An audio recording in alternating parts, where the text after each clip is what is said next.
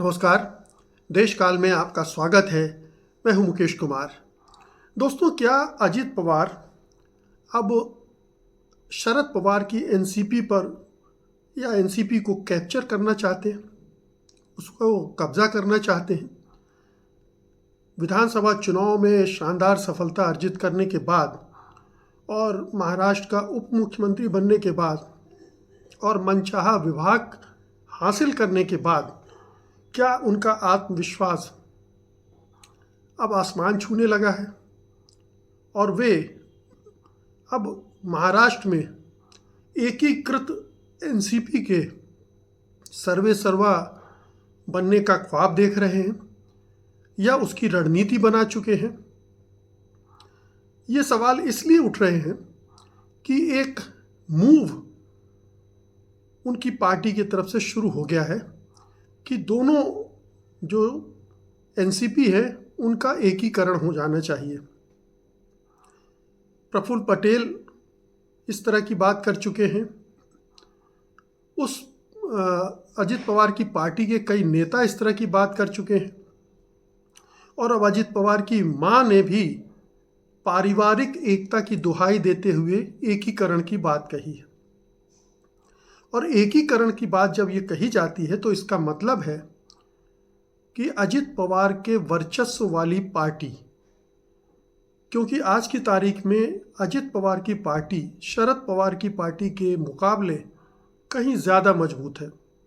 उनके पास 41 विधायक हैं और शरद पवार के पास केवल 9 विधायक हैं। विधानसभा चुनाव में उनकी बहुत बुरी तरह से दुर्गति बनी थी। तो ये आत्मविश्वास तो है ही अजित पवार का। उन्हें यह भी लग रहा है कि चूंकि मैं सत्ता में हूं और मेरे ऊपर अमित शाह और मोदी का वरद हस्त्र है और देवेंद्र फडणवीस मेरे यार हैं, तो जो बाकी के विधायक बचे हैं एनसीपी में उनको अपने साथ मिलाना आसान होगा, उनको तोड़ना आसान होगा, क्योंकि वो विधायक उनमें से कितने अब शरद पवार के लॉयलिस्ट रह जाएंगे, वफादार रह जाएंगे। 5 साल तक तो सत्ता का सुख मिलना नहीं है और फिर शरद पवार भी अब अपने ज़िंदगी के आखिरी पड़ाव पर हैं। अगला चुनाव तक तो वो पार्टी को संभाले चलाने लायक रह नहीं जाएंगे। तो ये एक बहुत बढ़िया मौका अजित पवार देख रहे हैं कि उस पार्टी पर भी कब्जा कर लो, उस पार्टी को मिला लो और इस तरह से एक बड़ी पार्टी के सर्वे सर्वा शरद पवार के बाद खुद बन जाएं। सवाल उठता है कि शरद पवार क्या सोच रहे होंगे, शरद पवार की पार्टी क्या सोच रही होगी? क्या पारिवारिक एकता के नाम पर वो अपनी पार्टी को की कुर्बानी देना चाहेंगे? कुर्बानी देना चाहेंगे जिसके मैसेज किया जाएंगे कि शरद पवार ने समर्पण कर दिया, शरद पवार ने अपनी विचारधारा से समझौता कर लिया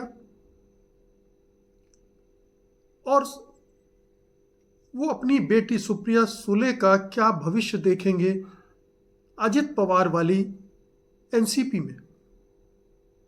ये कुछ ऐसे सवाल हैं जिनके जवाब आने वाले समय में मिलेंगे, लेकिन ये बहुत साफ है कि बेशक अजित पवार हड़बड़ी में हैं उस पार्टी को हड़पने की, लेकिन ये इतना आसान नहीं होगा।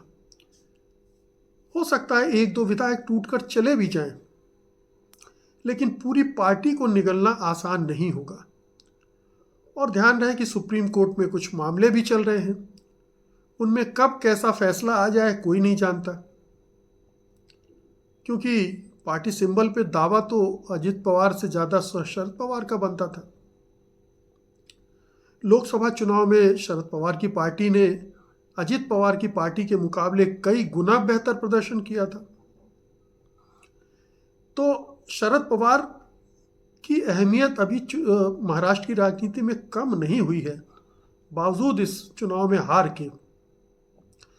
तो अब अगर उनके पास विकल्प हुआ कि अब उनकी, चूंकि उनका राजनीतिक करियर अब बहुत लंबा नहीं है, तो वो क्या करेंगे?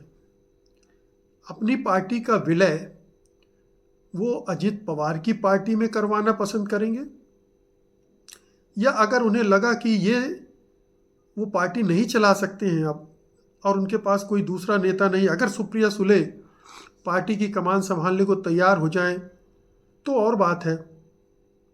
लेकिन अगर वो नहीं संभालती हैं या नहीं, उनको लगता है कि वो नहीं संभाल पाएंगी, अजित पवार का मुकाबला नहीं कर पाएंगी, तो उनके सामने एक बेहतर विकल्प तो ये है कि वो अपनी पार्टी का विलय कांग्रेस पार्टी में कर दें। कांग्रेस पार्टी फिर भी महाराष्ट्र में एक मजबूत पार्टी है, ये उसने लोकसभा चुनाव में दिखा दिया। विधानसभा चुनाव में किस तरह की धांधली हुई, किस तरह का खेल हुआ, ये सब हमें पता है।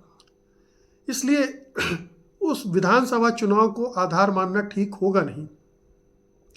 लेकिन जो भी है, रिजल्ट तो सामने है, और उस सूरत में शरद पवार के सामने कोई बहुत ज़्यादा विकल्प नहीं रह गए।